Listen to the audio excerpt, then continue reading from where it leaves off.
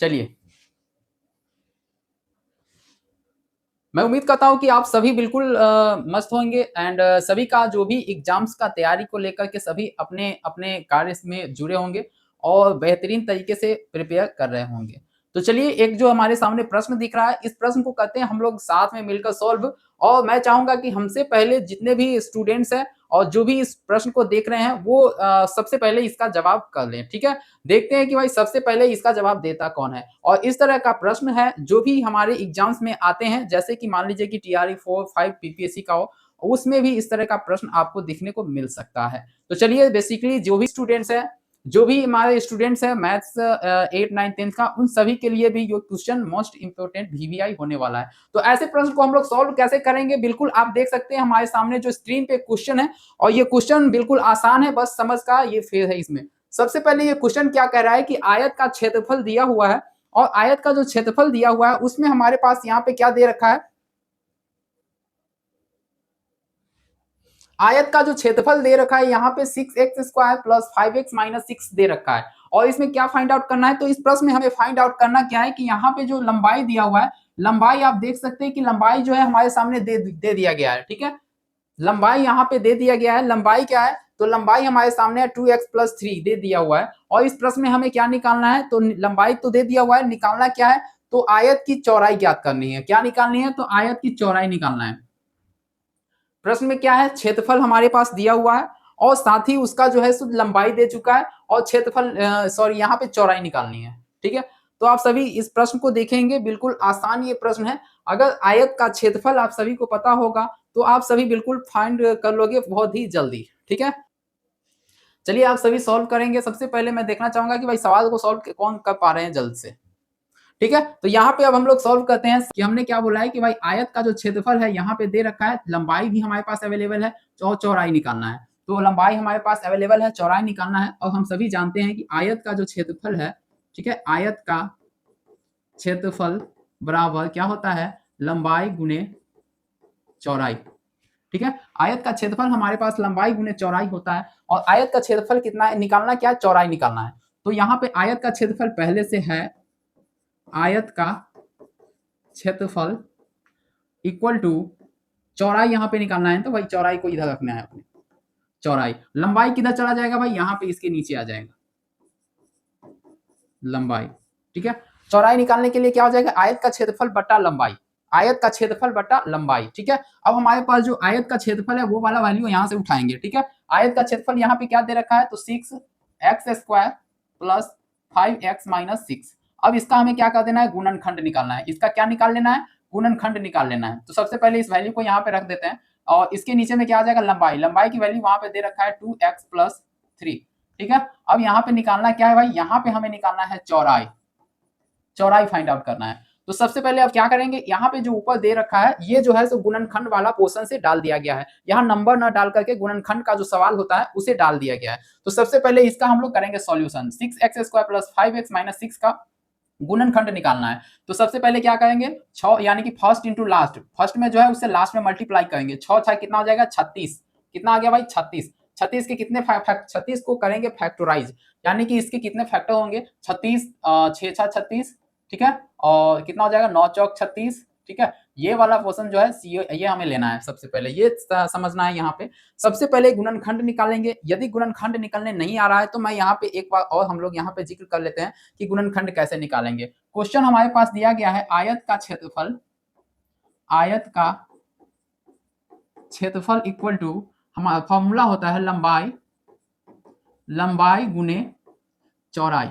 ठीक है, लंबाई गुने चौड़ाई। हमें निकालना क्या है, चौड़ाई निकालना है, हमें निकालना है चौड़ाई। तो लंबाई को क्षेत्रफल के नीचे रखेंगे। ठीक है, आयत का क्षेत्रफल इक्वल टू, इसके नीचे में क्या आ जाएगा, लंबाई आ जाएगा, यहाँ पे लंबाई। अब हमें निकालना है क्या, चौड़ाई। ठीक है, देख लो भाई यहाँ पे ये जो है हमने फॉर्मूला लिख दिया है। अब इस पे हम लोग क्या करेंगे, वैल्यू को पुट करके और चौड़ाई निकाल लेने हैं। ठीक है, सबसे पहले आयत का क्षेत्रफल हमारे पास दे रखा है यहाँ पे कितना, तो आयत का क्षेत्रफल है यहाँ पे 6x² प्लस 5x माइनस 6, और इसके नीचे में लंबाई दे रखा है हमारे पास। यहाँ पे प्रश्न में यहाँ पे लंबाई दे रखा है, आप सभी देख रहे हो, यहाँ लंबाई कितना है, 2x प्लस 3। इस वैल्यू को यहाँ पे पुट कर देना है। ठीक है, 2x+3 2x+3। अब हम लोग क्या करेंगे, सॉरी यहाँ पे अब क्या करना है, निकालना क्या है, चौराई निकालना है। ठीक है, अब सबसे पहले यहाँ पे देखना है, यहाँ पे जो क्वेश्चन दिया गया है ये गुणनखंड वाले पोर्शन से डाल दिया गया है। जब हम लोग इसे सॉल्व करेंगे तो हमारा चौराई बिल्कुल निकल जाएंगी। तो सबसे पहले हम लोग क्या करेंगे, 6 यानी कि फर्स्ट इंटू लास्ट में जो दिया गया है इसका हम लोग क्या निकाल लेंगे, फैक्टराइज कर देंगे नंबर को। 6 6 36 मल्टीप्लाई करेंगे, कितना आ जाएगा, 36 आ जाएगा। अब 36 का फैक्टराइज करेंगे, 6 6 36, यानी कि देखना है ये कि बीच वाला जो पोर्शन है ये 5x, जोड़ने या घटाने पर दोनों को 5 हमारे पास आ रहा है या नहीं, बीच वाला ये करना है। सबसे पहले देखना है 6 6 को अगर ऐड करते हैं तो आता है 12, लेकिन हमें चाहिए 5, जोड़े या घटाएं हमें चाहिए 5 चाहिए भाई। और चलते हैं भाई, 9 चौक 36, 9 चौक 36, 9 4 जा 36, यानी कि ये देख लो भाई 9 और 4 में से माइनस करते हैं, यदि 9 में से 4 को माइनस करेंगे तो 5 आ जाएगा। 9 में से यहाँ पे देख लो इस वाले सेक्शन में 9 में से माइनस करेंगे 4 को तो आ जाएगा हमारे पास 5। तो यही वाला हमें वैल्यू को यहाँ पे पुट करना है सवाल के अंदर। ठीक है, 9 में से 4 को माइनस कर दिए तो कितने आ गए, 5 आ गया। तो वही दोनों वैल्यू को हम लोग क्या करेंगे, गुणनखंड के बीच में डालेंगे। सबसे पहले अब हम लोग क्या करते हैं कि अब इसे सॉल्व करते हैं। यहाँ पे क्या है, 6x² प्लस यहाँ पे आ जाएगा हमारे पास 9, तो 9x माइनस 4x, ये दोनों वैल्यू को यहाँ पे रखना है। ठीक है, -6। अब यहाँ पे नीचे क्या है, 2x+3 2x+3, ये पहले से है यहाँ पे मौजूद। ये जो चौराई है इसको हम लोग लेकर चलेंगे, इसको छोड़ना नहीं है कहीं भी। यहाँ से लेना है कॉमन, आप देख सकते हो भाई यहाँ से लेकर यहाँ तक 4 सेक्शन में ये आ गया, यानी कि 1 2 3 4। ठीक है, यहाँ से लेकर यहाँ तक का कॉमन ले लेना है, यहाँ से लेकर यहाँ तक का जो भी कॉमन निकालने का मैंने बताया था उस तरीके से आपको कॉमन लेना है।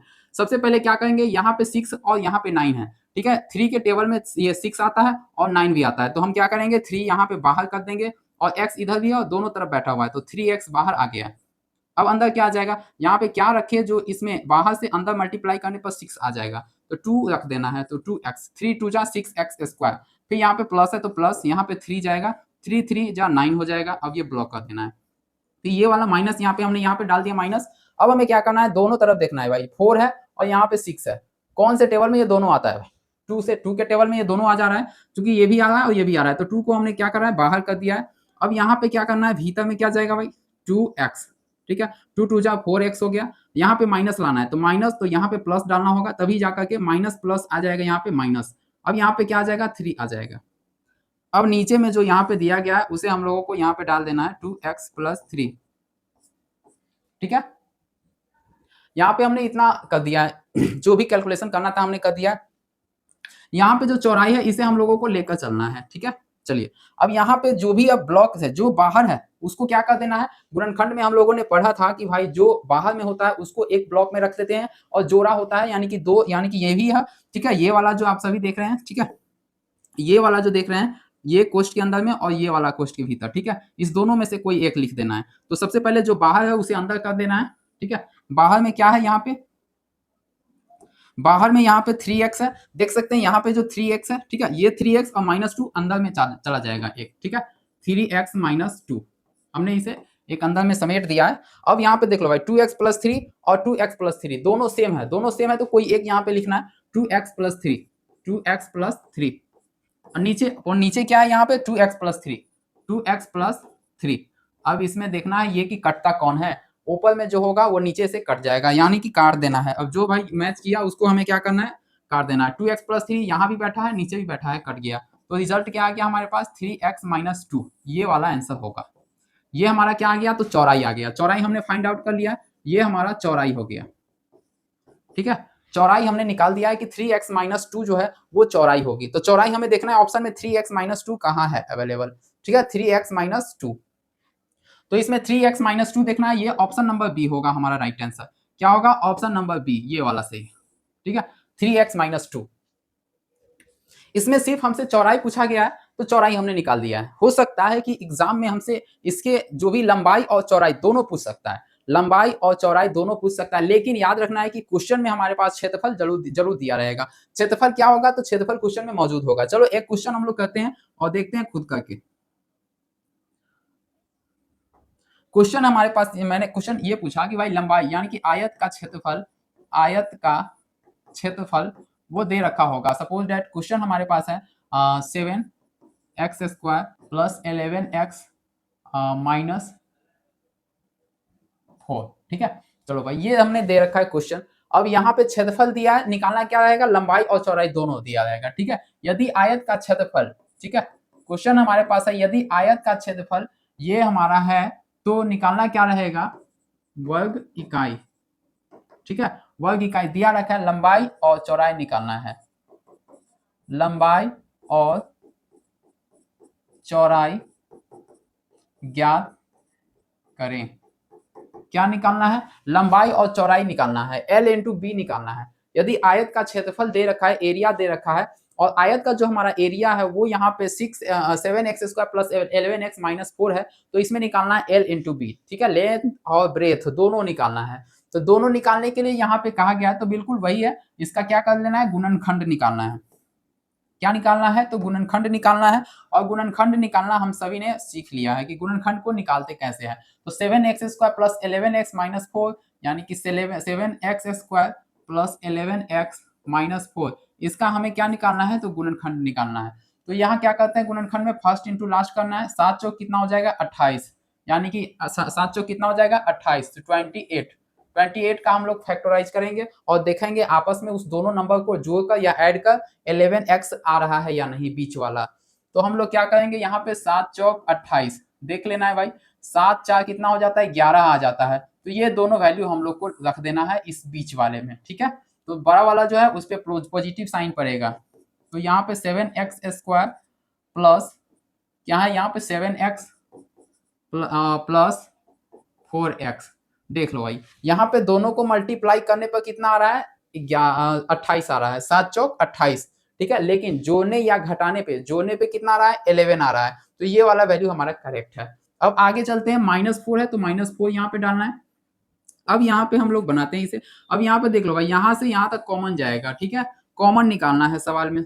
कॉमन कैसे निकलेगा, यहाँ पे 7 है, यहाँ भी 7 है, एक बाहर आ जाएगा, यहाँ भी x है, यहाँ भी x है, एक x बाहर आ जाएगा। ठीक है, अब अंदर में कितना रखना है भाई, अब एक x यहाँ का रह जाएगा, तो 7x स्क्वायर हो गया, प्लस है तो यहाँ पे प्लस का साइन हमने दिया, यहाँ पे 7x है तो 1 डाल देने के क्या हो जाएगा, 7x से 1 में मल्टीप्लाई करने पर 7x यहाँ पे आ गया। अब हमें क्या करना है, पॉजिटिव साइन है, हमने यहाँ पे प्लस डाला। अब देख लो भाई, यहाँ पे क्या है, साइन हमारा क्वेश्चन में जो है यहाँ पे गलत, क्वेश्चन में ही गलत था, क्योंकि यहाँ पे हमें क्या डालना है, प्लस डालना है। ठीक है, प्लस रहेगा साइन। ठीक है, चलिए यहाँ प्लस है। अब हमें क्या करना है, यहाँ पे 4 है, यहाँ भी 4 है, तो हम एक 4 को हमने बाहर कर दिया। अब अंदर में क्या रखना है, x रखना है, क्योंकि 4 से x में मल्टीप्लाई करेंगे तो 4x, और यहाँ पे प्लस का साइन 1। ठीक है, इतना तो हो गया। अब एक चीज याद में यहाँ पे ध्यान रखना है, यहाँ पे जो अंदर आएगा, जैसे यहाँ पे पहले वाले में जो भी अंदर आया था वही सेम टू सेम यहाँ आना चाहिए नेक्स्ट वाले कॉमन में। ठीक है, नेक्स्ट में जब भी हम लोग कॉमन निकालेंगे तो वहां भी जैसे हमारा पहला था वैसा ही सेम टू सेम यहाँ आना चाहिए। यदि यहाँ पे गलत आ रहा है, कोई अदर नंबर आ रहा है, तो हमें समझ जाना है कि हमने इससे पहले कहीं हो सकता है ऊपर में ही गलती कर रखा है, या फिर प्रश्न में ही गलत हो। ठीक है, तो ऐसे आप लोगों को घबराना नहीं है, पहले आप लोगों को समझ लेना है कि ये जो है सेक्शन यहाँ पे अगर सही जो आएगा इसके अंदर, इस क्वेश्चन के अंदर सेम टू सेम बगल में भी आना चाहिए। अगर नहीं आ रहा है तो क्वेश्चन में गलत है, या तो फिर हमने कहीं गलत करी है। ठीक है, चलिए अब यहाँ पे देखना है कि भाई बाहर कौन कौन है, बाहर में जो है उसे अंदर में रख देना है। जैसे यहाँ पे 7x है और यहाँ पे +4 है, बाहर है, उसे अंदर में रखना है। ठीक है, 7x + 4 हमने इसे अंदर कर दिया। अब यहाँ देख लो भाई, ये वाला पोर्शन और ये वाला पोर्शन दोनों सेम है, तो एक को हमें यहाँ पे लिख देना है x + 1। ठीक है, अब हमारा जो भी आ गया, एक ये वैल्यू आ गई और दूसरी ये वैल्यू आ गई, यहाँ पे 2 वैल्यू हमारे पास है, यानी कि यही हमारा क्या है, लंबाई और चौड़ाई है। ठीक है, तो हमने निकाल दिया भाई, लंबाई और चौड़ाई दोनों निकाल दिया, लंबाई भी निकाल दिया। ठीक है, लंबाई कितना है, तो लंबाई हमारा 7x + 4 है, 7x + 4 लंबाई निकाल दिया। और चौड़ाई की बात करें तो चौड़ाई कितनी है, चौड़ाई भी हमने निकाल दिया, जो कि x + 1 है। ठीक है, x + 1 दोनों हमने फाइंड आउट कर दिया यहाँ से।